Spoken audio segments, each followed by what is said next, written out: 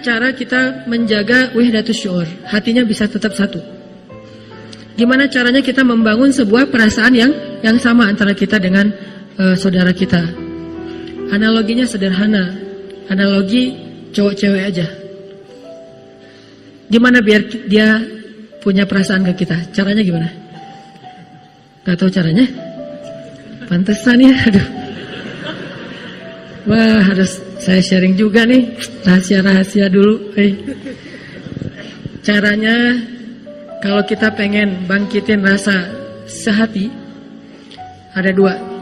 Pertama, ra'fah, kedua, rahmah. Ini konsep Al-Quran ya, nanti saya terjemahin. Pertama, ra'fah, kedua, rahmah. Apa ra'fah? Ra'fah itu peka. Gara-gara kepekaan inilah, jadilah kita orangnya pengertian. Kalau kita nggak punya kepekaan, nggak pengertian. Peka gitu. Kalau telepon, jangan lama-lama. Kalau ini dalam analogi ya, jangan lakukan. Nanti saya disalahin lagi. Analogi doang nih. Kita peka, oh kayaknya dia lagi kurang sehat. Langsung datang-datang bawa Panadol. Kayaknya dia masuk angin, datang bawa antangin. Peka. Oh dia romantis banget ya, orangnya peka banget, tahu banget saya lagi gimana. Kayak Nabi tuh peka banget sama Aisyah. Kalau Aisyah wajahnya udah humairah, kemerah-merahan, pasti Aisyah lagi malu. Sampai Nabi pekanya ke Aisyah, cara manggil aja Nabi peka. Aisyah lagi marah sama Aisyah lagi senang, itu beda manggilnya. Kalau Aisyah lagi senang, Aisyah tuh akan, kalau lagi senang tuh ngomongnya wa Rabbi Muhammad, demi Tuhannya Muhammad. Kalau Aisyah lagi ngambek, Aisyah akan bilang wa Rabbi Ibrahim, demi Tuhannya Ibrahim. Nabi tahu itu tuh. Makanya Aisyah pernah nanya, Nabi gitu. Kalau orang sekarang manggilnya Bibi gitu ya. Abi kalau sekarang mah ya. Terlalu soleh, Abi, Papa lah. Yang ujung-ujung. Tadi semuanya pencitraan nih yang benar nih. Yang kata Aisyah ke Rasulullah, yang kamu tahu nggak aku kalau lagi ngambek atau lagi nggak ngambek? Tahu, kata Nabi. Gimana taunya? Nih Aisyah lagi ngetes kepekaan Nabi. Kata Nabi, kamu tuh kalau lagi senang sama aku, kamu akan bilang wa Rabbi Muhammad, wa Rabbi Muhammad. Bisa artinya demi Tuhan Muhammad, bisa artinya alhamdulillah dalam bahasa yang lain. Tapi kalau kamu lagi ngambek, kamu akan bilang wa Rabbi Ibrahim. Kalau Aisyah udah ngomongin wa Rabbi Ibrahim, nggak nyebut, padahal suaminya juga kan Nabi kan. Kayak kita, suami kita tuh misalnya, suami kita, istri kita. Bahaya. Bahaya Saya nggak punya suami, semua punya istri. Tapi dia perempuan ya, bukan laki-laki.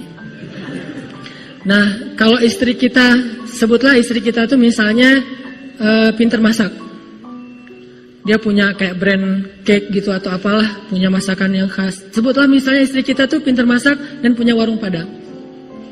Kalau kita lagi seneng, kita akan bilang, ah ini kayak masakan mama nih. Gitu kan ya? Kalau kita lagi nggak senang gitu, wah kayak masakan ibu saya nih. Nah, orang yang peka kayak gitu tuh. Nah, tinggal kita peka nggak dengan saudara kita? Apa yang membuat dia bete? Apa yang membuat dia nggak nyaman? Apa yang membuat dia tersinggung? Apa yang membuat dia ilfil? Kepekaan, empati yang tinggi itulah yang menjaga persaudaraan. Sehingga ketika kita ngomong, ketika kita komen, ketika kita bertindak, ketika kita ngelakuin sesuatu, selalu berpikir dengan angle perasaan orang lain. Baik itu keluarga kita, tetangga kita, teman main kita, teman sekolah kita, beda sekolah, beda komunitas, apapun lah, bahkan beda agama sekalipun, kita jaga dari angle dia. Makanya Allah saking ngejaganya nih, Allah bilang, janganlah kalian mencela Tuhan-Tuhan mereka, sehingga mereka akan mencela Tuhan kalian tanpa mereka fahami. Beda agama kan? Yang satu muslim, yang satu non-muslim. Kita jaga, jangan sampai kita ngeledekin Tuhan mereka. Jangan sampai kita ngeledekin syariat mereka. Jangan sampai kita ngeledekin hal-hal yang sakral dalam persepsi mereka, dalam persepsi dan kepercayaan mereka. Ketika kita lakuin itu, nanti mereka pasti akan membalas, terjadilah perpecahan. Itu diajarkan di Al-Quran. Jangan kita ngeledekin Tuhan orang lain, nanti mereka akan balas ngeledekin Tuhan kita. Tapi kalau mereka yang ngeledekin Tuhan kita, ya udah, siapa yang paling baik, berarti dialah yang menunjukkan akhlak. Kalau kita mengklaim Islam adalah agama terbaik, tunjukkanlah akhlak kita lebih baik dari mereka, kan gitu. Jangan sampai kita mengklaim agama Islam itu agama terbaik, ternyata kita nggak bisa nunjukin akhlak kita lebih baik dari orang lain. Berarti kita hanya kata-kata yang nggak ada buktinya. Nggak enak mau bilang omong kosong. Kata-kata yang nggak ada buktinya nih. Islam terbaik, sunnah terbaik. Apa? Orang Islam itu apa? Nabi itu akhlaknya uswatun hasanah. Tunjukin, dan itu amanah di dalam pundak, di atas pundak kita. Ketika kita mengaku sebagai Muslim, berarti kita punya tanggung jawab menunjukkan keindahan Islam kepada manusia. Tanggung jawab. Kayak kita ngaku, saya sebagai orang Aceh, berarti saya mewakili orang Aceh. Kalau saya ngelakuin kesalahan, semua orang Aceh kena gara-gara saya. Saya orang Bandung, begitu saya ngelakuin kesalahan, ternyata orang Bandung gitu juga. Saya orang Islam, begitu saya melakukan Islam, orang pasti otomatis, walaupun sebetulnya nggak semua orang Islam kayak gitu, tapi tetap gara-gara kita, nama Islam tercoreng. Bisa jadi yang mencoreng nama Islam kita sendiri. Sehingga kita jadi kayak punya tanggung jawab, amanah, saya harus lebih baik nih. Supaya orang tahu, oh memang Islam itu keren. Itu buktinya, itu buktinya, itu buktinya. Hijrah ngaji. Kita yang udah rajin ngaji, harusnya nunjukin bahwa akhlak kita lebih baik di depan orang tua daripada adik kakak kita yang belum ngaji. Sehingga orang akan mengatakan, benar emang ngaji itu bermanfaat. Ngaji itu emang baik, bagus, banyak kebaikannya. Buktinya si AA, buktinya si adik misalnya. Tapi kalau pas udah habis ngaji, semua disalah-salahin, neraka semua nih. Karena saya dulu pernah ngalamin masa gitu. Wah, neraka kamu. Apa, semua salah di mata saya. Cuma saya doang yang masuk surga nih. Semua orang masuk neraka, pulang ke rumah. Bapak, ini dosa besar nih. AA, manggilnya abang kalau orang Aceh. Abang saya itu tentara. Abang tahu nggak azab kubur kayak gimana? Ngomong-ngomong belum apa-apa udah ngomong azab kubur. Jahanam, berat. Belum basyiron udah nazir. Jadi ngelompat gitu. Dibalik harusnya basyiron. Baru naziron. Naziron juga ada waktunya. Nabi Nuh itu baru ngomong naziron setelah 950 tahun berdakwah. Baru naziron. Awalnya basyiron. Buktinya coba baca surat Nuh. Wahai kaumku, minta ampun kepada Allah, maka Allah mengampuni. Basyiron apa naziron? Basyiron, berita gembira. Niscaya Allah akan mengampuni satu. Lalu Allah akan memberikan kepada kalian harta. Basyiron atau naziron? Kebun, air, keturunan, semuanya basyiron. Setelah sekian banyak basyiron, 900 tahun kemudian baru, ya Allah hancurkanlah orang-orang yang mendustakan ayat-ayatmu sehancur-hancurnya. Kapan ngomong kayak gitu? 900 tahun lebih. Dah kita mah baru sekali dibantah langsung hancurkan ya Allah. Belum 900 tahun. Memang kita nggak akan hidup sampai 900 tahun. Tapi setidaknya coba dulu deh. Kalau ketemu sama teman, ngaji yuk. Kayaknya seru juga tuh habis ngaji kita ngopi. Jangan, ngaji yuk. Kalau nggak ngaji lo masuk neraka. Berat, belum apa-apa udah neraka. Baru salah dikit neraka. Walaupun mungkin benar, cuman kurang tepat. Sehingga benar dan tepatnya harus jaga perasaan orang lain. Makanya Nabi itu ngejaga banget perasaan orang. Ra'fah bil mu'minina ra'ufun rahim. Itu sifat Nabi. Orang yang sangat ra'fah, jaga perasaan. Saking jaga perasaan, Nabi itu selalu mencari persamaan biar nggak ada gap.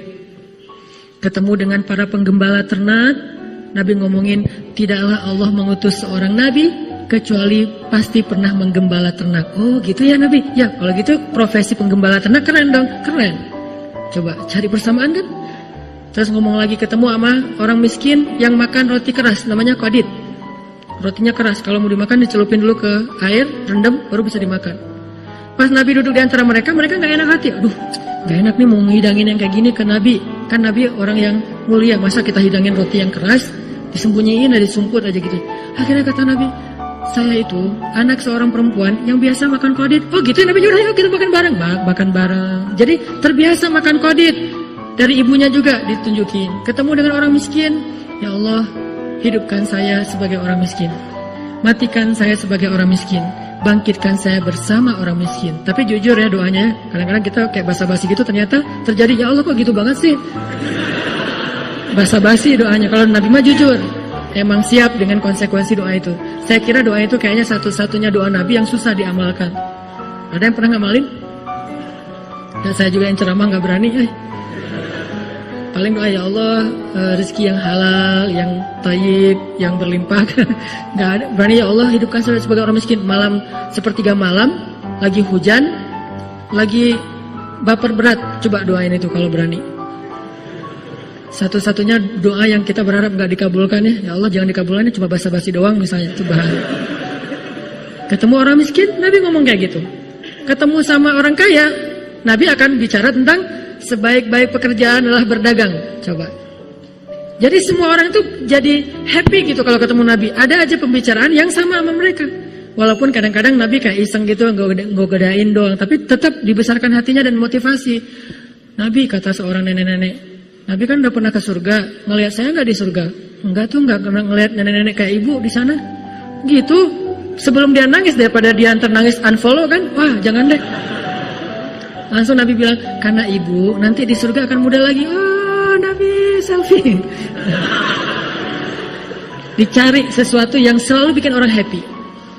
Duduk sama Ali makan. Ali kan gitu ya, mau godain Nabi dibalas. Ini menunjukkan zakat cerdasnya Nabi itu. Makan, tulang-tulangnya ditaruh di tempat Nabi semuanya.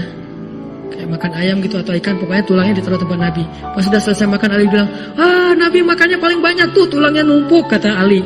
Kata Nabi, Ali tulang-tulangnya juga dihabisin. Wah, lebih ngeri daripada Nabi. Nabi tulangnya masih disisain, Ali tulangnya dihabisin. Oh iya. Coba, Ali itu terkenal sahabat cerdas loh, tapi masih kalah cerdas sama Nabi. Tapi kan ledek-ledekan ya, jadi kita sama teman supaya akrab bisa kayak gitu, selama tidak sarang, nggak terlalu ke pribadi, jangan pakai kata-kata J lah, kasihan ya. Udah aja, statusnya titik-titik gitu doang, nggak usah sampai jelas gitu teh. Menjaga perasaan. Saya jaga banget perasaan kalau di caption tuh. Makanya teman-teman kalau yang memperhatikan, caption saya tuh berganti dalam hitungan menit. Posting, aduh, kayaknya ada yang salah ngomong nih, langsung ganti caption. Kenapa? Takut ada yang tersinggung, takut ada yang... Ini namanya ra'fah. Menjaga jangan sampai menyinggung orang lain. Bukan labil itu teh. Dikit sih.